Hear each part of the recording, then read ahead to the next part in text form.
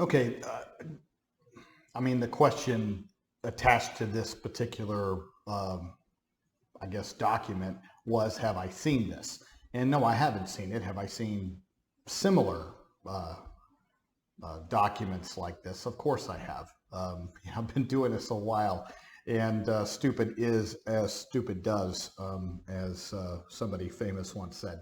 So, and the other thing is, people need to keep in mind when looking at these documents that just because it has a nice heading, that looks all official, like it's government, and it is government, which shouldn't shock anybody, that all of a sudden everybody's attention, ooh, yeah, this is spooky and it must be correct and it must be official, and there must be something to this, which then sort of denotes this need for compliance and obedience, because it's government, and they have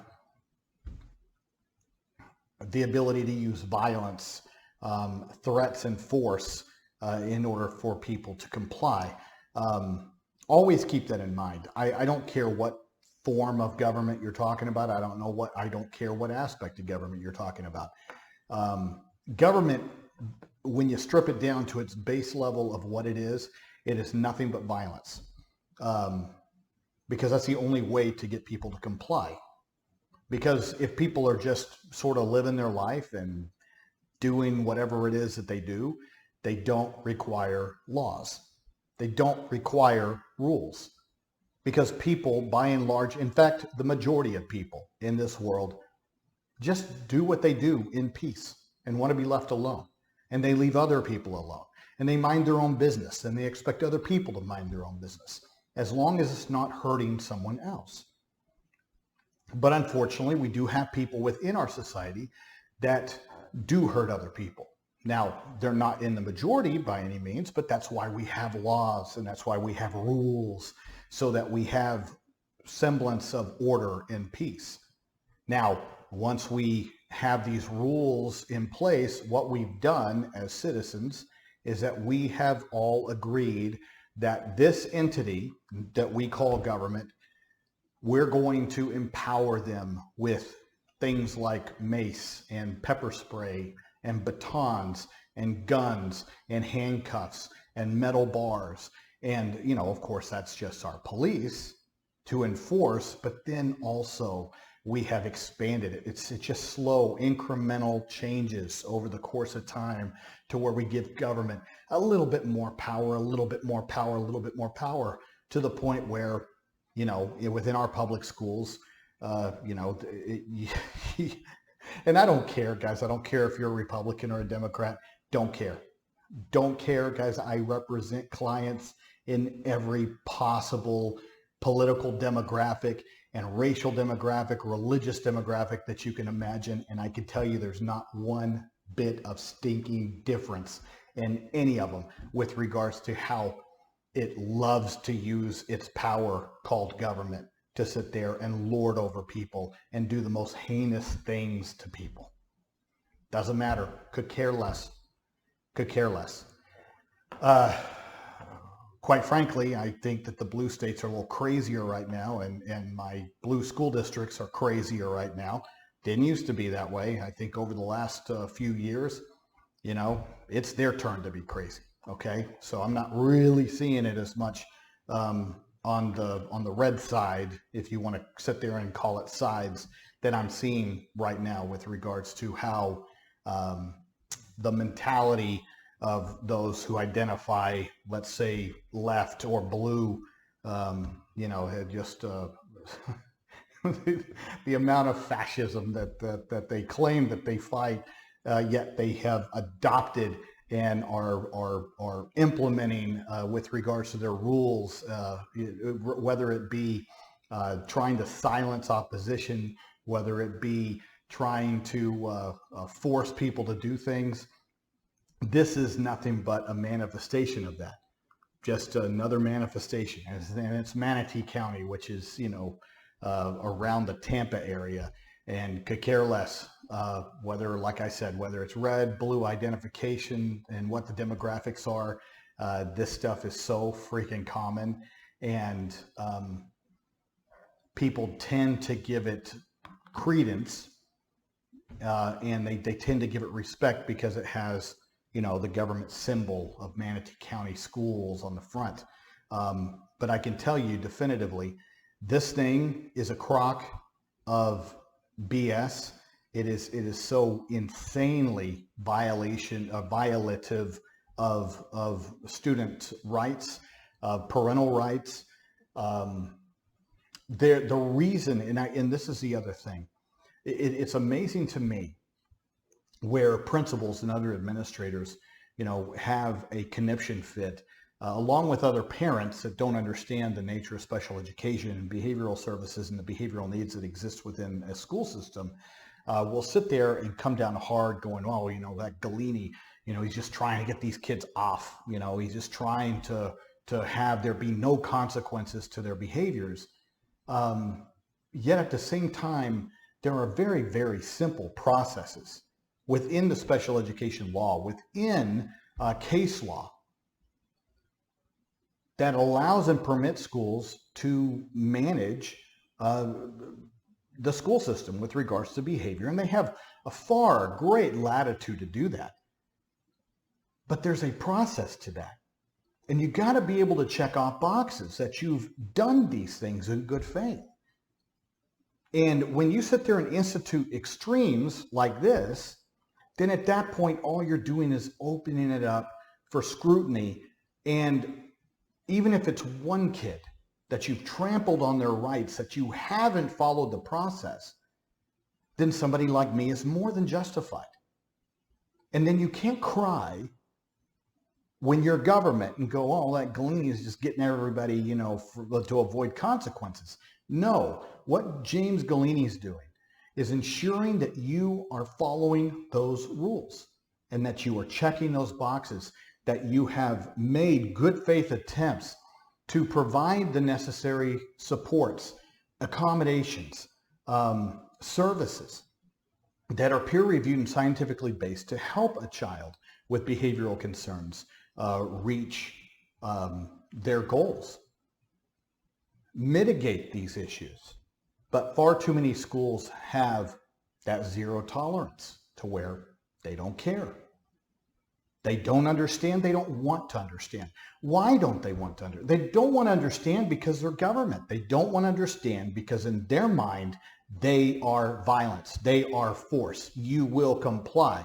And you will comply because we're government and we say you will. And if you don't like it, we have handcuffs. We have mace. We have tasers. We have guns. We have the ability to exclude and remove your child.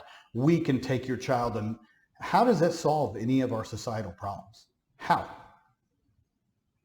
How? What, you've removed them from the school environment?